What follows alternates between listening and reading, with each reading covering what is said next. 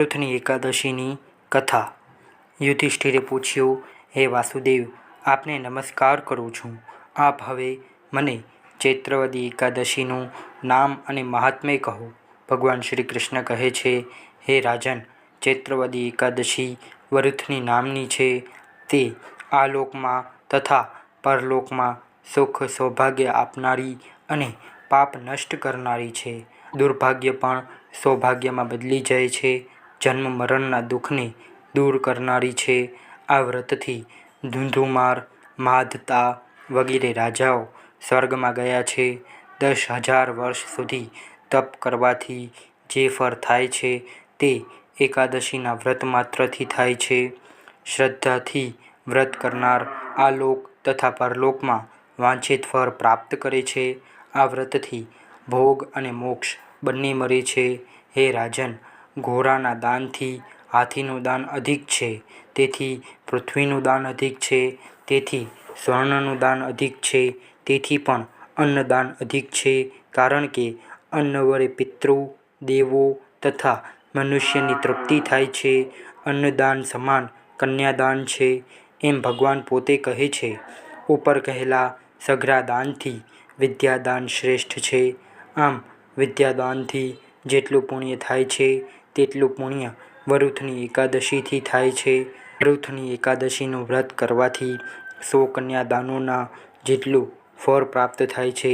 વરુથની એકાદશીનું વ્રત કરનાર વૈષ્ણવે કાંસાના પાત્રમાં ભોજન, અડદ, મસૂર, ચણા, કોદરા, શાક, મધ, પારકું અન્ન એ વસ્તુઓ દશમીને દિવસે ત્યજવી જોઈએ।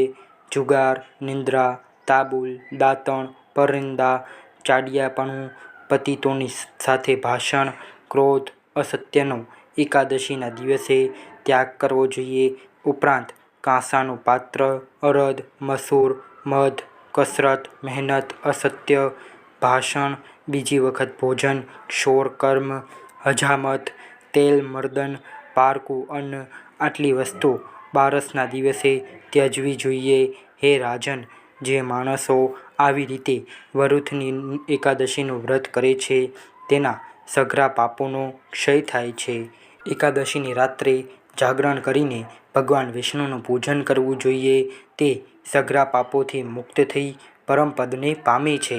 જે મનુષ્ય આ કથાનો પાઠ કરે છે અથવા સાંભળે છે તે આ લોકના પાપથી મુક્ત થઈ ભગવાનના ધામે જાય છે। આવી રીતે ભવિષ્ય પુરાણમાં ચૈત્ર કૃષ્ણ પક્ષની વરુથની એકાદશીનું મહાત્મ્ય કહેલું છે। પ્રાચીન કાળમાં નર્મદા નદીના કિનારે રાજા માધાતા રાજ્ય કરતા હતા। એ રાજા બહુ દાનવીર અને ધર્માત્મા માનવામાં આવતા હતા। રાજા માધાતા એકવાર જંગલમાં તપસ્યા કરી રહ્યા હતા ત્યારે અચાનકથી ત્યાં એક રીંછ આવી પહોંચ્યું। તે રાજાના પગને ચાવવા લાગ્યું। રીંછ તપસ્યામાં લીન રાજાને ઘસડીને જંગલમાં લઈ ગયો। ઘાયલ રાજાએ પોતાના પ્રાણની રક્ષા માટે ભગવાન વિષ્ણુને પ્રાર્થના કરી। ત્યારબાદ ભગવાન વિષ્ણુએ પ્રગટ થઈને રીંછને મારી નાખ્યો। રાજા માધાતા અપંગ થઈ ગયા। તેમણે ભગવાન વિષ્ણુને પીડામાંથી મુક્તિ માટેનો ઉપાય પૂછ્યો। ભગવાને રાજાને ચૈત્ર મહિનાની વરુથની એકાદશીનું વ્રત કરવાનું કહ્યું। શારીરિક પીડામાંથી મુક્તિ અપાવશે વરુથની એકાદશી। રાજા માધાતાએ ભગવાન વિષ્ણુના જણાવ્યા મુજબ વરુથની એકાદશી પર વ્રત કર્યું। તેમણે ભગવાન વિષ્ણુના વરાહ સ્વરૂપની પૂજા કરી। વરુથની એકાદશીના વ્રતના પ્રભાવથી રાજા માધાતાને શારીરિક પીડામાંથી મુક્તિ મળી ગઈ। આ વ્રતના પ્રતાપે જ રાજા પૂર્વવ્રત સ્વસ્થ થઈ ગયા। મિત્રો, જો તમને આ વિડીયો પસંદ આવ્યો હોય તો વિડીયોને લાઇક કરજો, શેર કરજો અને આપણી યુટ્યુબ ચેનલને સબસ્ક્રાઈબ કરી બેલ આઇકન દબાવજો। ધન્યવાદ। હર હર મહાદેવ।